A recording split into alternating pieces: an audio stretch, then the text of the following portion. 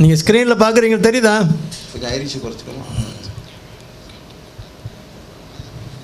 இது வந்து ஒரு ஹார்ட் பீட்டினுடைய ஒரு சைக்கிள் தான் ரெக்கார்ட் ஆகுது.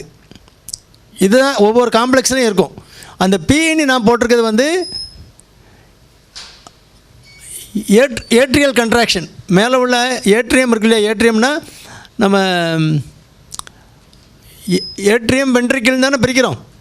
அந்த மேலே உள்ள அறைகள் அதனுடைய அந்த சுருங்கும் போது வரக்கூடிய எலக்ட்ரிக்கல் ஆக்ஷன் தான் அது ரெக்கார்டிங். பெருசாக ஒன்று போட்டிருக்கேன்ல, QRSன்னு போட்டிருப்பேன், அது வந்து வென்ட்ரிகுலர் ஆக்ஷன். அதுதான் ஹார்ட் வந்து பம்ப் பண்ணக்கூடிய நேரம் உள்ள எலக்ட்ரிக்கல் ரெக்கார்டிங்.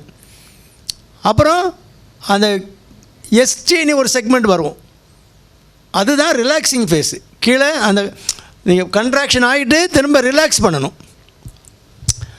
இப்படி கன்ட்ராக்ட் ஆகிட்டு ரிலாக்ஸ் பண்ணதில்ல, அந்த செக்மெண்ட் தான் அது நெகட்டிவ் ஃபேஸில் வரும்.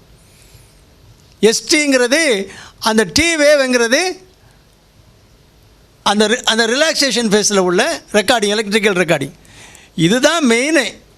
நீங்கள் அந்த பி வேவ் இல்லாமலே இருக்கும். ஏட்ரியல் ஃபிப்ரிலேஷன் உள்ளவங்களுக்கு ஏட்ரியம் ஒழுங்காக கன்ட்ராக்ஷன் ஆகலை அப்படின்னா அது வந்து மைட்ரல் ஸ்டெனோசிஸில் வரும், சில மெடிக்கல் கண்டிஷனில் வரும்.